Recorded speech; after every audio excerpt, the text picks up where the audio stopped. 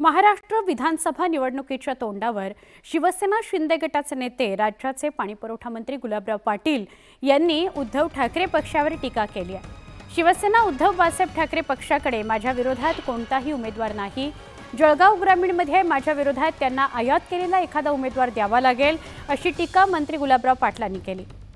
शरद पवार पक्षाचे गुलाबराव देवकर मशाल हाती घेण्याची चर्चा आहे, यावरूनही त्यांनी ठाकरेंना टोला लगावला। गुलाबराव पाटलांच्या या टीकेचा संजय राऊतांनी समाचार घेतला।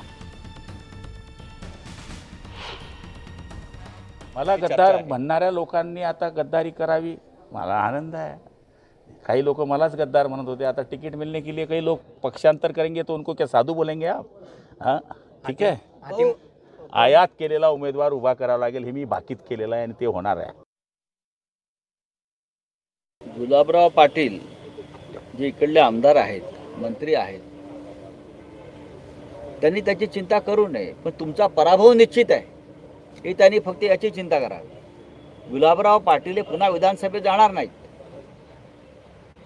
आम्ही उमेदवार आयात करू किंवा निर्यात करू, पण तुमचा पराभव निश्चित आहे। दरम्यान अजित पवारांची जनसन्मान यात्रा अकोलेत दाखल झाली तेव्हा मुस्लिम समुदायाकडून त्यांचं जंगी स्वागत करण्यात आलं। त्यांच्या गळ्यात गमछा घालण्यात आला। लाडक्या बहिणींनी अजित पवारांना राख्या बांधल्या, तर समर्थकांकडून अजित पवारांना विशेष फेटा बांधण्यात आला। त्यामुळे हातात राख्या, डोक्यावर फेटा आणि गळ्यात मुस्लिम समाजाचा गमछा असं परिधान केलेले अजित पवार यांच्या लुकची जोरदार चर्चा रंगते।